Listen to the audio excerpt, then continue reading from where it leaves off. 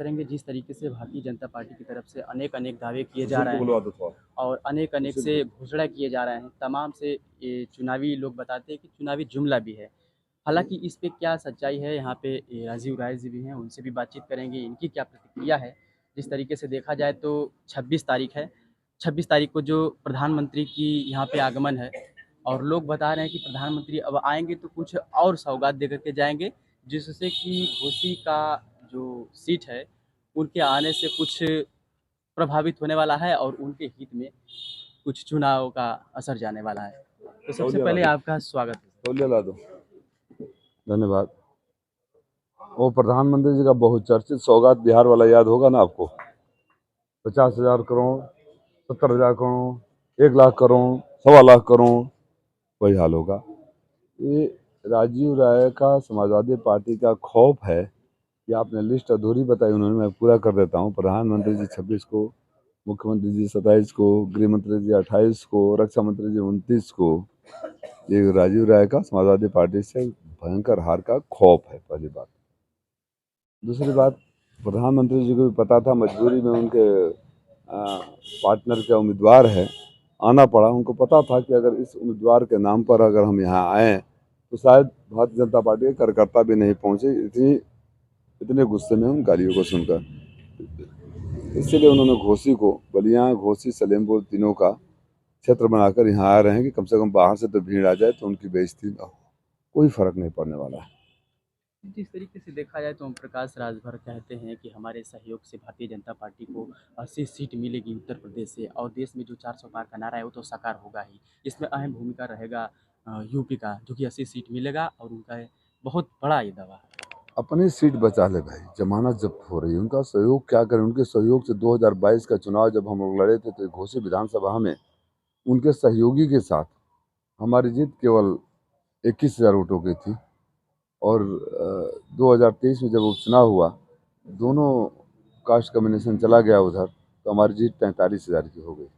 यही उनकी ताकत है। हम तो सोचते हैं कि जब हमारे साथ थे तो हमारा कितना नुकसान किए होंगे, कितना नुकसान किए होंगे वो लोग। जिस तरीके से देखा जाए तो भारतीय जनता पार्टी का सिंबल है कमल और उनका जो कि छड़ी है, तो ये आपको क्या लगता है, यदि कमल भारतीय जनता पार्टी की सिंबल होती तो ये ज़्यादा मजबूती रहती या इनकी ही जिस तरीके से छड़ी है ये मजबूती रहती? उनका ये कहना है कि हमारी जो छड़ी है किसी से कम नहीं है, यही एक बार जलवा कर दी। जिस तरीके से महात्मा गांधी की छड़ी जलवा किया था उस समय, उसी तरीके से इस बार जो है कि हमारा छड़ी घोसी में जलवा कर देगा। उन्होंने कहा कि मेरे पिताजी के चेहरा अम्बेडकर से मिलता है, मैं छड़ी लेकर चलता हूँ तो मैं गांधी की तरह दिखता हूँ।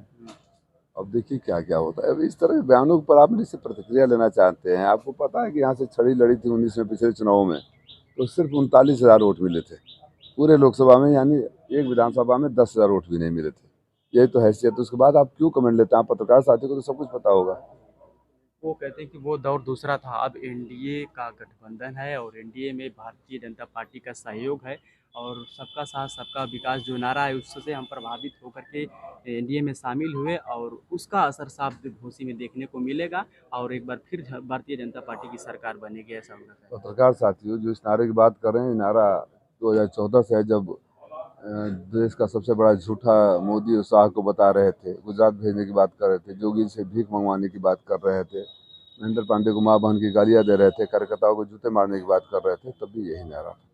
मैं आप सब पत्रकार बंधुओं से अनुरोध करता हूँ कि उनके बयानों पर प्रतिक्रिया लेना बंद कर दीजिए और हमसे पूछने के बजाय उनको उनके उन बयानों की याद दिला दीजिए। कुछ कहते हैं कि तभी तो आपने ये कहा था, बात खत्म हो गई ना। मनोरंजन मंत्री को सिर्फ मनोरंजन के लिए इस्तेमाल किया करिए। वो, उनके बयान इस लायक नहीं है कि मेरे जैसा आदमी प्रतिक्रिया दे। वो और उनके बच्चे अहंकार की 7वें आसमान पर हैं। उनकी भाषा शैली 1 तारीख को जमीन पर, धरातल पर जनता ला देगी, उनकी हैसियत बता देगी।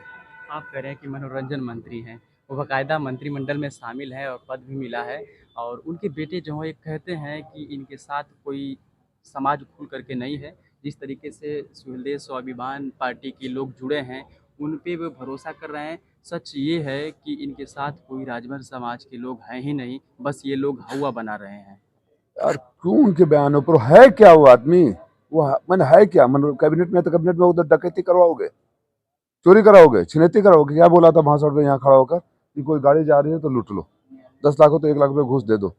ऐसे लोगों को आप कैबिनेट, शर्म आती है कि ऐसे लोग कैबिनेट मिनिस्टर में है। I don't want to make any comment on those fellows, no comment on them, they don't deserve this, they don't deserve this.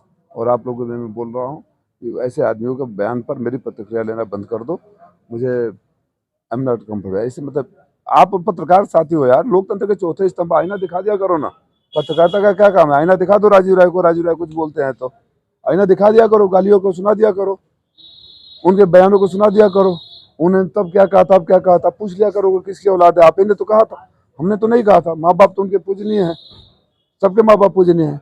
जो व्यक्ति इस हद तक गिर सकता है कि मोदी साहब को अगर भेज नहीं दिया तो अपने माँ बाप का औलाद नहीं, फिर 23 में अगर इनको वापस नहीं भेज दिया तो अपने माँ बाप का औलाद नहीं, इतना निचले स्तर पर जो जाकर बात करता हो, बार बार आप लोग उन्हीं की प्रतिक्रिया लेने आ जाते हो। आप मऊ के बारे में बात करना है, स्वस्थ राजनीति के बारे में बात करना है, सकारात्मक राजनीति के बारे में बात करना है तो स्वागत है। ऐसे आदमी का टीआरपी बढ़वाने के लिए कुछ बोलवाओगे, मुझसे प्रतिक्रिया लोगे, फिर जाकर चलाओगे तो उनकी सुनेगा, क्योंकि सभाएं तो कैंसिल हो रही है, लोग तो भगा रहे हैं, कहीं जा नहीं पा रहे हैं। भारतीय जनता पार्टी के कार्यकर्ता सब राजीव राय के साथ है, सारा हमारा प्रचार कर रहे हैं, तो क्यों आप इनकी मत बात करो, उनके बारे में सकारात्मक राजनीति के बारे में बात करो, मेरी बात कर रही है। तो जिस तरीके से आपने देखा राजीव राय ने यह खुलासा किया कि भारतीय जनता पार्टी के लोग भी हमारे साथ हैं, उनका ये कहना है कि उनके साथ कोई नहीं है। हालांकि इन्होंने अपना जवाब दिया। दोस्तों, किस तरीके से आप इसके बारे में सोचते हैं? राजीव राय किस तरीके से चुनाव लड़ रहे हैं और अरविंद राजभर? दोस्तों, अपना भी विचार कमेंट सेक्शन में ज़रूर बताइएगा। फिर किसी वीडियो में मिलेंगे। बहुत बहुत धन्यवाद।